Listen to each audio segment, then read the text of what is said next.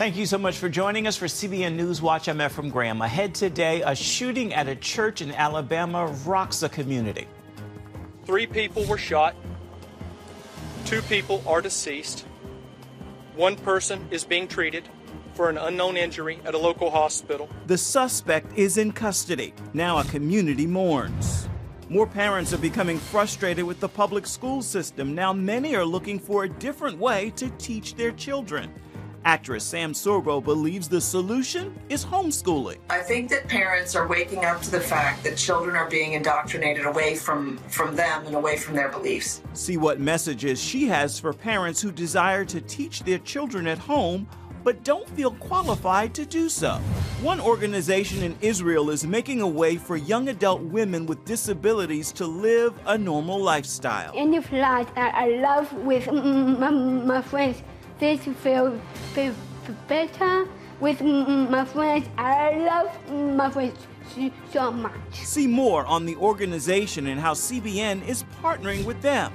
And singer and songwriter Matt Hammett recalls a time he was fighting for his son's life before he was even born. All we could do is just wait and pray and try to find our hope in the Lord. It's a heartwarming story of a father's love. All these stories and more coming up next from the CBN Newsroom. This is CBN NewsWatch. We begin this half hour with details of a shooting inside a suburban Alabama church during a community potluck Thursday evening. 2 people were shot and killed. Police have the suspect in custody. Now the city is turning to prayer for healing. CBN's Brody Carter has our top story. A lone suspect entered a small group church meeting and began shooting. Just outside of Birmingham, Alabama, St. Stephen's Episcopal Church in Vestavia Hills became the most recent target for a lone gunman. 3 people were shot. 2 people are deceased. 1 person is being treated for an unknown injury at a local hospital. I'm so sad. I'm so prayerful for the families that was affected by this. Linda Montana, a 20-year member at St. Stephen's, said she was in shock that her church is now a crime scene. It's the lovingest, small, comfortable church. It's just a very community-oriented, very loving, very just reaching out to the community all the time. Prayer circles formed in a nearby parking lot were the initial response of several people distressed by what happened. I'm sad. This is something that you read about in the news. You see a lot of other places have experienced this, and it hurts that it's happened here. Reverend Kelly Hudlow, missioner for clergy information for the Diocese of Alabama, says the community needs to be lifted up in healing through prayer and unity. Police declined to identify the suspect or the victims, leaving out further details on the attack. Another press briefing is planned for Friday. Brody Carter, CBN News. The official day of summer is around the corner, and travel is already causing headaches for many. Yesterday, airlines across the United States grounded 1,600 flights as severe storms hit several areas. Some experts say the rising number of flight cancellations is also due to staff shortages. One traveler voiced his concerns. Lines are getting longer and longer and longer, which is a good thing. I mean, I'm glad everybody's traveling, with COVID and everything. We're back. But now we need to catch up. Transportation Secretary Pete Buttigieg called a virtual meeting with airline CEOs, asking for details on how they plan to handle the summer schedules. Lawmakers are calling for new rules that hold airlines accountable for widespread delays and cancellations. After years of decline, the number of abortions in the United States rose in 2020 to about 1 in 5 pregnancies. The preferred method that's growing in popularity comes in the form of 2 pills that can be ordered online in a minute, but can also be dangerous. If Roe v. Wade is overturned, some are already looking to the future battle of abortion in America. Both sides agree the next fight will be over the pills known as RU486. Our Heather Sells is on this story. Abortion pills are used in more than 50% of all abortions, and if the Supreme Court overturns Roe v. Wade, they will become the new battleground. Self-managed abortions. Both medications are incredibly safe. It's a big reason why activists are aggressively promoting the pills, also known as RU486. One phrase you'll hear, self-managed abortion. They want women to use them at home. We're seeing these articles pop up over and over again with how to do yourself abortions. These are dangerous. Kristen Hawkins found out for herself how easy it can be to get these pills. She ordered them online in minutes last month in Wyoming. That's thanks to the Food and Drug Administration, which recently lifted the requirement for an in-person exam. It's presented as it's just taking a pill. It's no big deal. Tony McFadden says the abortion industry minimizes the risks in promoting the method.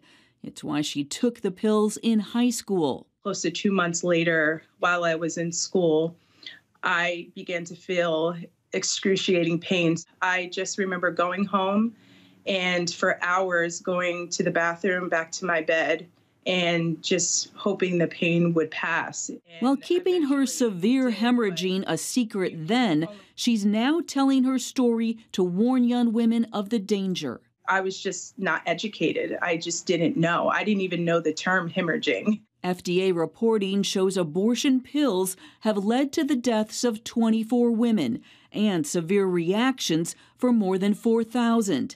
And those numbers are likely low because when complications happen, women often say they're miscarriages. Also, the CDC does not require abortion reporting. We need a national abortion reporting law. We do not have good statistics on abortion, especially when we're talking about complications of abortion. For now, pro-life strategists like Sue Liebel are working with states to put restrictions on abortion pills. More than 20 require a doctor to be present for a woman to receive them. You can't make them illegal per se because it is an approved pharmaceutical through the Federal Food and Drug Administration. And so that's the irony, that's the rub. Legal experts on both sides predict that rub will be the new focus of state legislation and litigation. Steve Aden, general counsel for Americans United for Life, says there's precedent for restricting the pills. The abortion industry argues that the FDA has tied the hands of the state, he told CBN News. But the fact is that the case law in this area already strongly suggests that states will have the power to regulate and even prohibit. Both sides are geared up for a fight that encompasses law, health and safety regulation, internet commerce, and what our culture says about unborn life. Heather Sells, CBN News.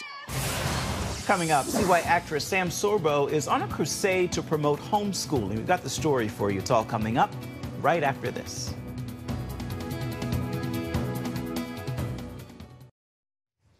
More parents across the country are looking for an alternative to public schools. Many of them would like to teach their children at home, but they don't always feel qualified.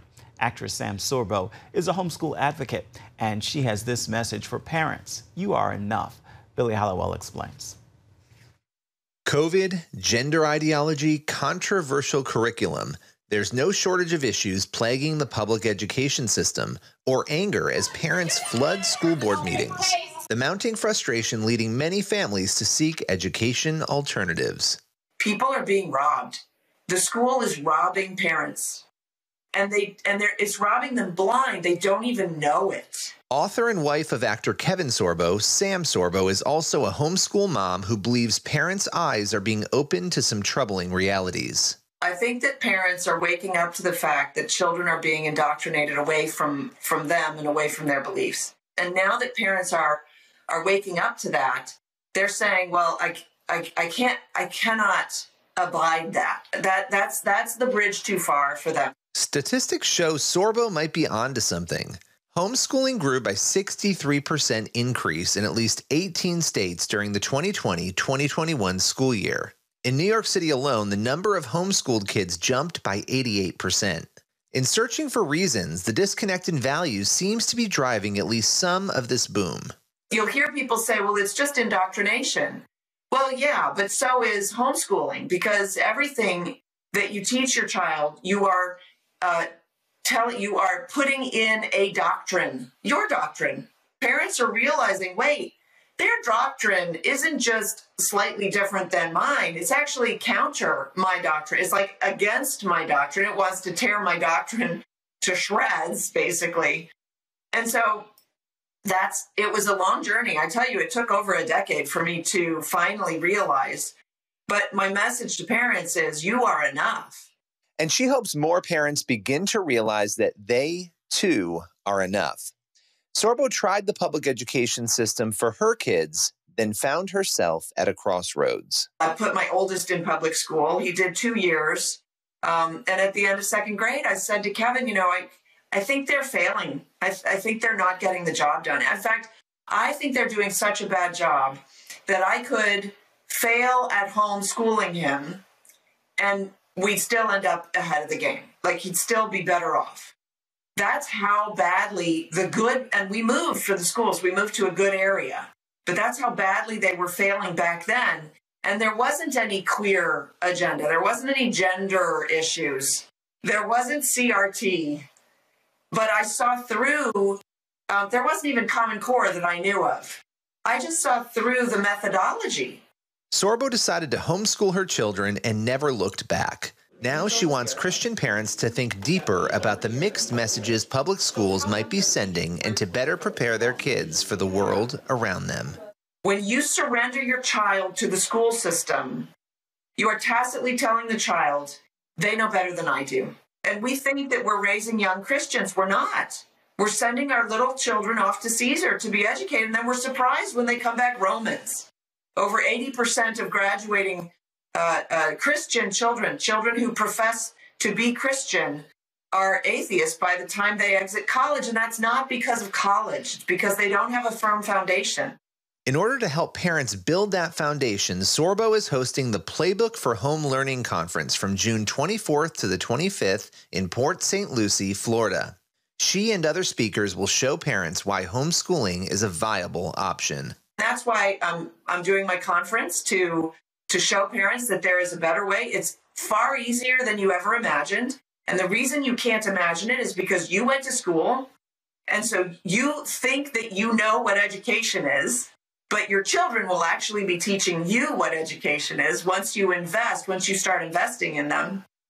And so it's far easier than you ever imagined, and it's actually it's more rewarding than you've ever dreamed. I'm Billy Hollowell for CBN News. And you can get more information by checking out the Playbook for Home Learning Conference. You can go to cbnnews.com to find that. Still ahead, see how one organization in Israel is helping women with disabilities live a normal life. Stay with us.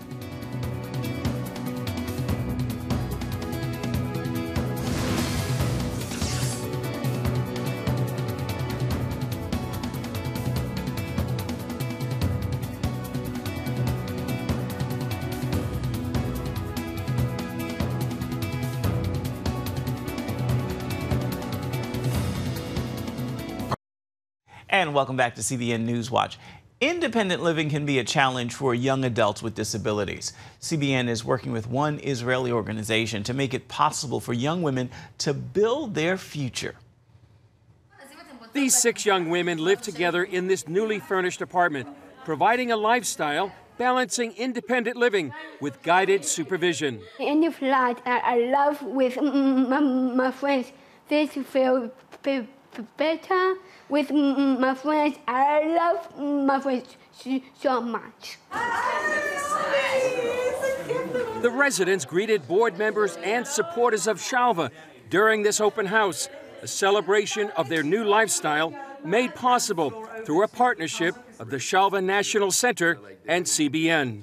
Shalva founder Rabbi Kalman Samuels thanked CBN for its partnership. They have given you wonderful people in the States and all over the world have donated, and CBN is using it effectively.